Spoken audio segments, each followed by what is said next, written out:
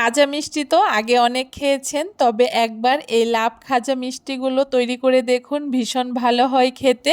দেখতে যেমন সুন্দর, বানানোও ভীষণই সহজ। উপরটা মুচমুচে আর ভেতরটা একদম রসালো। হঠাৎ করে মিষ্টি খেতে ইচ্ছে করলে এই খাজা মিষ্টিগুলো খুব সহজে বানিয়ে নিতে পারবেন। আজকে এই লাভ খাজা মিষ্টির রেসিপি আপনাদের সাথে শেয়ার করছি। নমস্কার বন্ধুরা, মন কিচেনে আপনাদের সবাইকে স্বাগত। আশা করি আপনারা সবাই খুব ভালো আছেন। লাভ খাজা মিষ্টি তৈরি করার জন্য প্রথমে এখানে একটা বাটির মধ্যে আমি ময়দা মাখিয়ে নেব। তার জন্য ছোট একটা বাটি মেপে আমি 2 বাটি ময়দা দিয়ে দিচ্ছি। তার সাথে স্বাদ মতো নুন দিয়ে দিলাম আর 2 চামচ মতো সাদা তেল দিয়ে দিচ্ছি। এখন খুব ভালো করে ময়দাটাকে ময়ান দিয়ে নেব। একটু সময় নিয়ে ময়দাটাকে যদি ময়ান দেওয়া যায় সেক্ষেত্রে কিন্তু এই খাজা মিষ্টিগুলো একদম খাস্তা হবে। তাই একটু সময় নিয়ে ময়দাটাকে ময়ান দিয়ে নিতে হবে। যখন দেখতে পারবেন ময়দাটা মাখাতে মাখাতে খুব সুন্দর একটা দলা পাকিয়ে গেছে, তখন বুঝতে পারবেন ময়দাটা খুব ভালো করে ময়ান দেওয়া হয়ে গেছে। এখন এখানে অল্প অল্প জল দিয়ে একটা ডো তৈরি করে নেব। এই ডোটা কিন্তু খুব বেশি শক্ত আবার খুব বেশি নরমও হবে না, মিডিয়াম করে এই ডোটাকে মাখিয়ে নিতে হবে। ডোটা খুব ভালো করে মাখিয়ে নেওয়া হয়ে গেছে। এখন এই ময়দার ডোটাকে আমি ঢাকা দিয়ে রেখে দেব 10 মিনিটের জন্য। এতে ময়দার ডোটা কিন্তু খুব সুন্দর সফট হয়ে যাবে। এখন এদিকে একটা বাটির মধ্যে আমি একটা ব্যাটার তৈরি করে রাখছি। তার জন্য বাটির মধ্যে 2 চামচ কর্নফ্লাওয়ার দিয়ে দিচ্ছি আর তার সাথে 2 থেকে 3 চামচ মতো সাদা তেল দিয়ে দিলাম। এখন খুব ভালো করে কর্নফ্লাওয়ার আর সাদা তেলটা মিশিয়ে নিচ্ছি। দেখুন ঠিক এইরকম পাতলা একটা ব্যাটার তৈরি করে নিতে হবে। ব্যাটারটা তৈরি হয়ে গেছে, এখন সাইডে রেখে দিচ্ছি। এইদিকে যে ময়দার ডোটা তৈরি করেছিলাম, ডোটা কিন্তু খুব সুন্দর সফট হয়ে গেছে, দেখতেই পারছেন। হাত দিয়ে আরও একটুখানি মাখিয়ে নিচ্ছি আর তারপরে এখান থেকে আমি মিডিয়াম সাইজ করে লেচি কেটে নিচ্ছি। এখানে আমার 2 কাপ ময়দা থেকে মোটামুটি 60টা মতো লেচি কেটে নিয়েছি। এখন লেচিগুলো থেকে আমি রুটি তৈরি করে নিচ্ছি। যতটা সম্ভব একটু পাতলা করে এই রুটিগুলোকে তৈরি করে নিতে হবে।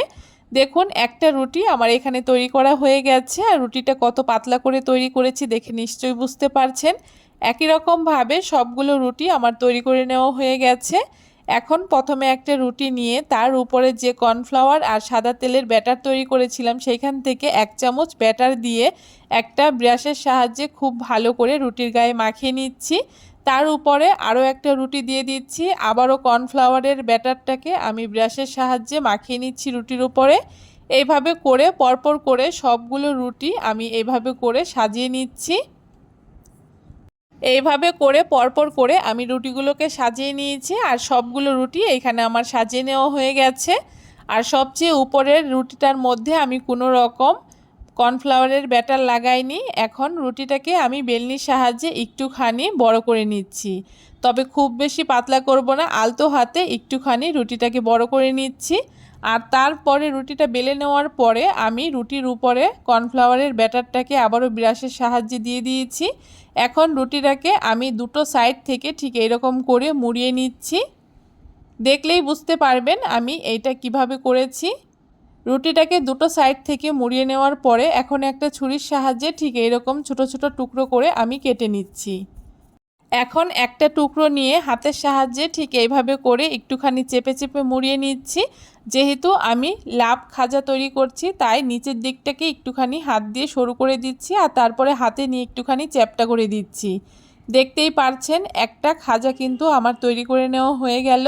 একই রকমভাবে বাকি সবগুলো আমি এইভাবে করে তৈরি করে নিচ্ছি। একটা দেখলেই কিন্তু আপনারা খুব সহজে এই খাজাগুলো তৈরি করে নিতে পারবেন। দেখুন এক এক করে সবগুলো খাজা এখানে আমার তৈরি করে নেওয়া হয়ে গেছে। এখন খাজাগুলোকে ভাজার জন্য কড়াইতে পরিমাণ মতো তেল দিয়ে দিয়েছি। তেলটা হালকা একটু গরম হয়ে যাওয়ার পরে এক এক করে খাজাগুলোকে দিয়ে দিচ্ছি আর উনানের আঁচটাকে একদম লোতে রেখে এই খাজাগুলোকে ভেজে নিতে হবে।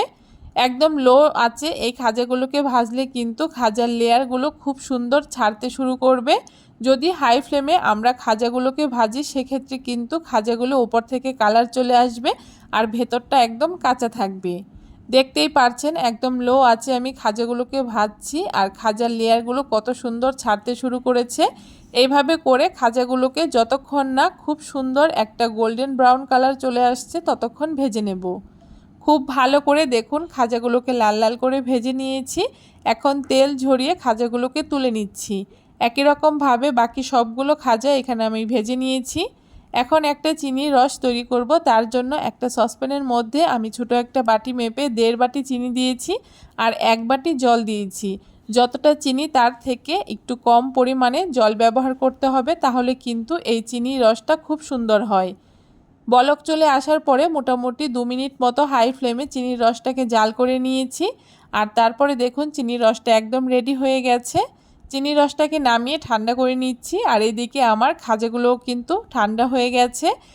এখন ঠান্ডা চিনির শিরার মধ্যে এখানে আমি ঠান্ডা খাজাগুলোকে এভাবে করে চিনির শিরায় ডুবিয়ে নেব। এভাবে করে মোটামুটি চিনির শিরাটা একটুখানি ডুবিয়ে তুলে নিলেই কিন্তু হয়ে যাবে। একই রকমভাবে আমি সবগুলো খাজা এখানে চিনির রসের মধ্যে ডুবিয়ে নেব খুব ভালো করে। সবগুলো খাজা এখানে আমার চিনির রসে ডুবিয়ে নেওয়া হয়ে গেছে। আর খাজাগুলো দেখতে কত সুন্দর লাগছে দেখে নিশ্চয়ই বুঝতে পারছেন। আরও একটু দেখতে ভালো লাগার জন্য আমি উপর থেকে পেস্তা কুচি ছড়িয়ে দিচ্ছি। আপনারা চাইলে কাজু বাদাম কুচিও দিতে পারেন। আর দেখুন এই পেস্তা বাদামটা দেওয়ার পরে এইটা দেখতে আরও বেশি ভালো লাগছে। এই খাজাগুলো যেমন দেখতে সুন্দর, খেতেও হয় দুর্দান্ত। আর বানানো তো কতটা সহজ দেখে নিশ্চয়ই বুঝতে পারলেন। আপনারাও কিন্তু এখন খুব সহজে এই লাভ খাজাগুলোকে তৈরি করে নিতে পারেন, ভীষণ ভালো হয় খেতে। কেমন লাগলো আজকে খুব সহজ এই লাভ খাজার রেসিপি অবশ্যই কমেন্ট করে জানাতে ভুলবেন না। ভিডিওটা ভালো লাগলে অবশ্যই সবার সাথে শেয়ার করে দেবেন। আর আমার চ্যানেলের যদি নতুন বন্ধু হয়ে থাকেন অবশ্যই আমার চ্যানেলটাকে সাবস্ক্রাইব করে দিয়ে পাশে থাকা বেল আইকনটি প্রেস করে বন্ধু হয়ে আমার পাশে থাকবেন।